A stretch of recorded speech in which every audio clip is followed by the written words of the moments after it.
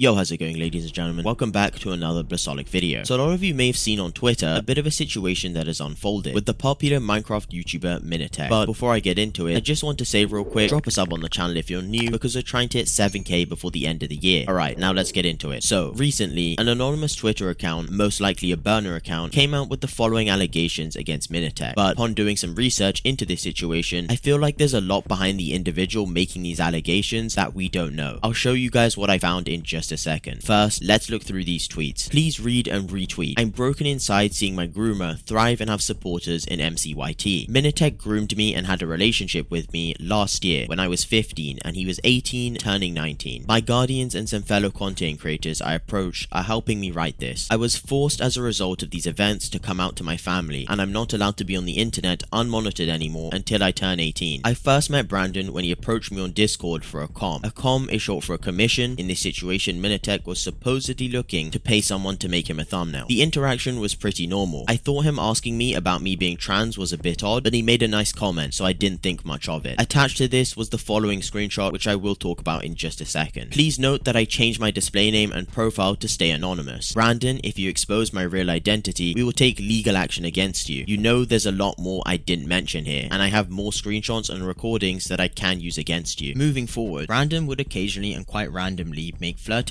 comments towards me. I didn't think much of it at the time because I hadn't interacted with anyone romantically before, but he definitely had intentions behind those messages. He would randomly bring up the fact that I'm trans and ask insensitive questions regarding it. There probably wasn't always malicious intentions or transphobic thoughts behind those messages, but that changes in later screenshots. He would randomly ask to see me, to which I always responded with no, except once or twice where I instantly deleted the messages after sending them out of embarrassment. Me and Brandon had a mutual friend who I will call S. S told me that Brandon was romantically interested in me. Confused, I approached him and asked him about it. Moving on a little bit here, MinuteTech then apparently asked for this girl's Snapchat. I'll read out the tweet. The Snapchat part doesn't really need explaining. I know I kind of led him on in a way, and I wish I didn't, and I'm sorry. He was the adult though, and he should have known this is wrong. I was confused and didn't know what to do because I genuinely liked him. The tweets then go on a bit of a rant, as I mentioned, and this is where the user states that she was cheated on. For context, Brandon had been intimate with S behind my back. I knew that, but was too scared to confront him. S told me and tried to push me to come out about all of this because it is illegal where we both live. This was the last time I spoke to Brandon. I thought that I could move and not say anything because I didn't want problems. It keeps eating at me though. Every time I just open Minecraft or think about it. I'm starting therapy soon to recover, as I mentioned, and I'm not allowed online. The user did also go on to add LunaClient Help, and the Lifesteal SMP, stating that this is the creator you're supporting. Please reconsider continuing to support him. It just honestly seems like this user is trying to do anything to get this information out there. Alongside this, she showed messages of MinuteTech stating how he likes bullying female content creators, essentially accusing him of being sexist, and how MinuteTech is transphobic. MinuteTech then came out with the following reply to this situation. He said, "These screenshots are fabricated. Defamation of character is very serious and not something to joke about. I will be pursuing legal action in this matter." And MinuteTech is telling the truth. If we look back at this screenshot that the user posted, you can clearly see that the first message doesn't even line up with the right date. So they did a terrible job of faking screenshots to try ruin MinuteTech's career. But upon looking into this situation further, I've noticed something very interesting. I believe the same user makes a different Twitter account every 6 months or so, just to accuse content creators of disgusting allegations. Here, take a look at this. This was another burner account created last year, accusing Skeppy of essentially the same thing as MinuteTech. I'm going to put 2 and 2 together and assume that this is the same person, and I know a lot of people on Twitter are looking into this and finding the same thing too. It's disgusting to see an individual try do this, either to try ruin someone else's career or for their own personal gain of momentary popularity. As MinuteTech said, he's going to be pursuing legal action in this situation, and I really do hope that is true, because accusing someone of such vile things completely falsely should be looked into properly. The Skeppy situation that happened a long time ago was very big on YouTube and Twitter as well. Just the thought of someone getting popularity for making such disgusting claims, I still cannot comprehend what this person was thinking. Within their tweet, the user also claimed that they had loads of recordings and videos that they would also release, but not a single video was shown. It's a red flag in itself that the user is going all anonymous and then not showing themselves whatsoever, but regardless, we'll have to see what MinuteTech does in this situation. Anyway, ladies and gents, that's all from me. Drop a sub on the channel so we can hit 7k. I'll keep you all updated if anything else happens. Have an awesome day and peace out.